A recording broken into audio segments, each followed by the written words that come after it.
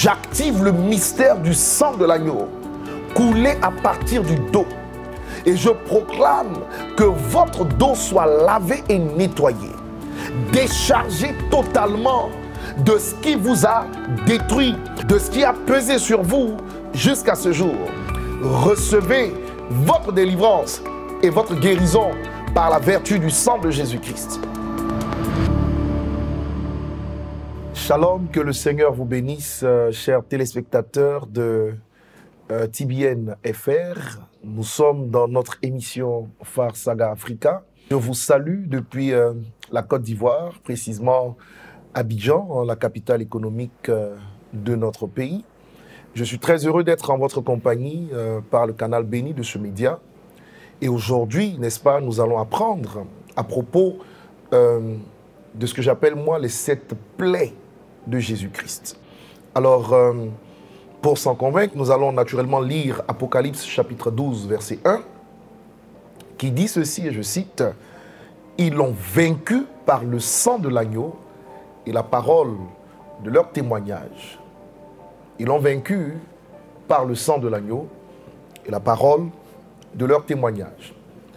Ils n'ont pas aimé leur vie jusqu'à craindre la mort. Nous avons l'information par le livre de la Révélation que la victoire de l'Église réside dans le sang, n'est-ce pas, que Jésus-Christ a versé pour le salut, le rachat de nos âmes, mais au-delà pour notre pleine réalisation dans tous les aspects de notre vie. Et j'aimerais vous dire que la notion du sang dans les Écritures revêt d'une importance capitale. Lorsque vous étudiez la parole de Dieu, vous vous rendez compte que lorsqu'Adam, le premier homme, a péché, Dieu a dû tuer un animal, probablement un agneau, pour recouvrir l'homme avec le sang dans le but, n'est-ce pas, de lui accorder le pardon. Cela veut dire que lorsqu'il n'y a pas d'effusion de sang, le péché ne peut être pardonné. Je dirais également, en guise d'introduction, que Lucifer, qui est notre ennemi, a une condamnation éternelle. Lorsqu'il pécha dans les temps éternels, nous avons l'information que son péché à lui n'a subi aucun pardon de la part de Dieu. Nous savons que l'Église sera enlevée, nous attendons l'enlèvement de l'Église. Et le deuxième événement, qui est l'avènement, viendra mettre fin à toute chose. Et Lucifer sera certainement arrêté, lié et jeté dans l'étang de feu. Son avenir est certain, c'est la condamnation éternelle. Mais voyez-vous, il n'a pas eu l'opportunité d'avoir la rémission de ses péchés parce que Lucifer est tout simplement un esprit. Et les esprits n'ont pas de sang. Vous savez, pour qu'il y ait pardon, il faut que le sang verse. Et nous avons l'information que pour les humains, Dieu a accepté de tuer un animal à la base pour, n'est-ce pas, la rémission de nos péchés, pour couvrir nos péchés. Il y a 2000 ans exactement, l'agneau de Dieu, Jésus-Christ notre Seigneur, est venu et a offert sa vie gracieusement pour la pleine rédemption, la pleine restauration de chacune de nos vies.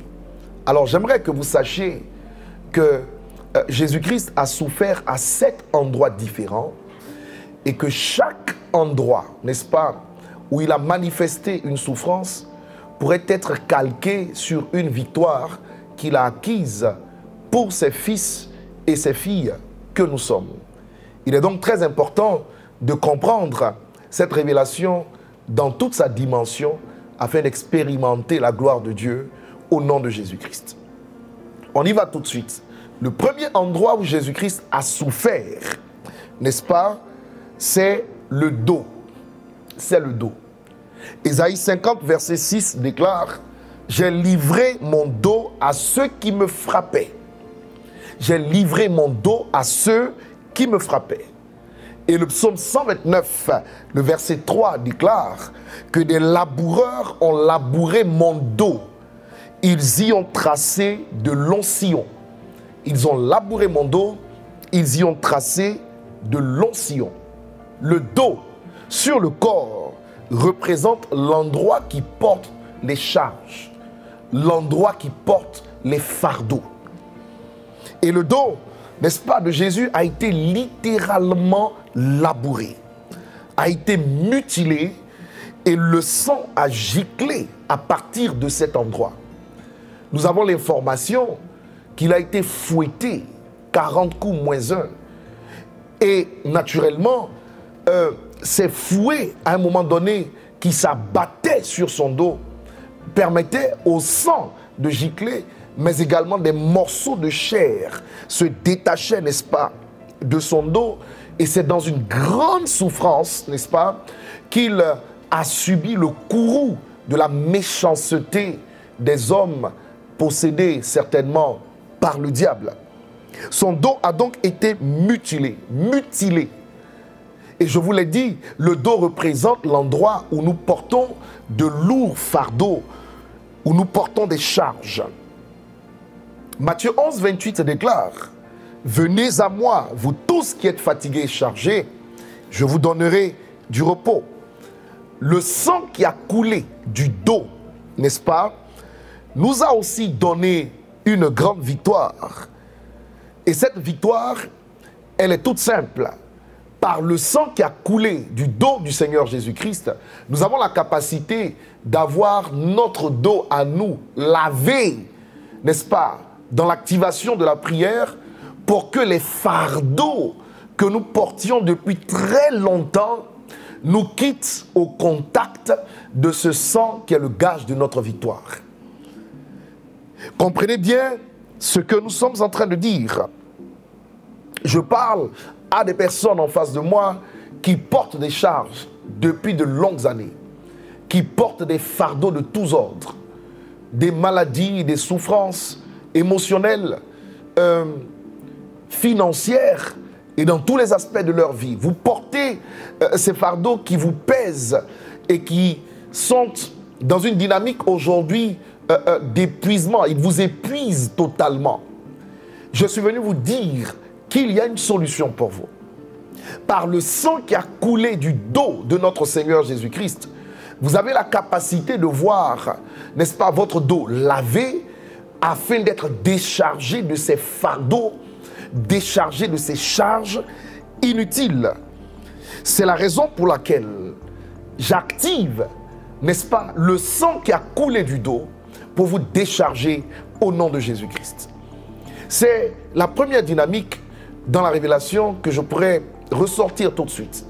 Mais il y a également une autre raison pour laquelle il a souffert du dos.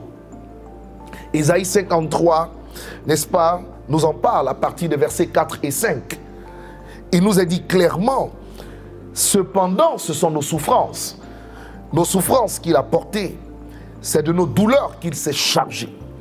Et nous l'avons considéré comme puni, frappé de Dieu et humilié.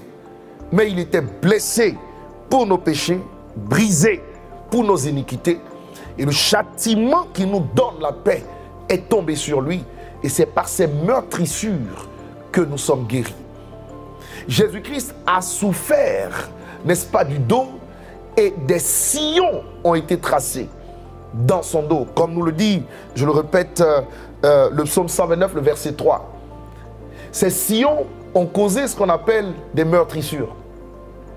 Et nous avons l'information que par les meurtrissures subies par Christ, ben nous avons la capacité d'être guéris, de recevoir la guérison. Alors je m'appuie sur cette révélation et je déclare sur vous, pendant que vous entendez ma voix et que vous écoutez ce message, que toutes les forces qui ont travaillé à vous maintenir dans une position courbée, qui travaillent, n'est-ce pas, à vous déstabiliser au quotidien et qui sont des charges que vous portez depuis plusieurs années. J'active le mystère du sang de l'agneau coulé à partir du dos et je proclame que votre dos soit lavé et nettoyé, déchargé totalement de ce qui vous a détruit, de ce qui a pesé sur vous jusqu'à ce jour. Recevez votre délivrance et votre guérison par la vertu du sang de Jésus-Christ. Et si vous m'écoutez également que vous êtes malade, sachez qu'il a subi des meurtrissures pour confirmer dans vos corps mortels la guérison. C'est pourquoi je décrète et déclare sur la base du nom précieux de notre Seigneur Jésus-Christ l'activation du sang de Jésus sur toute maladie en vous. Je proclame une guérison instantanée et miraculeuse. Je proclame par l'autorité de Dieu que vous recevez maintenant même la guérison au nom de Jésus-Christ. Quel que soit le nom de cette maladie, elle est soumise au nom le plus élevé, au nom le plus puissant qui puisse exister. Je déclare donc votre guérison de tout cancer, de tout VIH, de toute maladie incurable. Je parle du diabète, je parle de la drépanocytose, je parle de la tension, je parle de ces maladies dites incurables. J'active le mystère du sang de Jésus-Christ et je proclame votre guérison d'une manière instantanée. Un amen de votre part vous permet de recevoir ce décret qui active sur vous et en vous la main du Seigneur. Recevez votre libération, recevez votre guérison par la vertu du Saint-Esprit au nom de Jésus-Christ. Amen.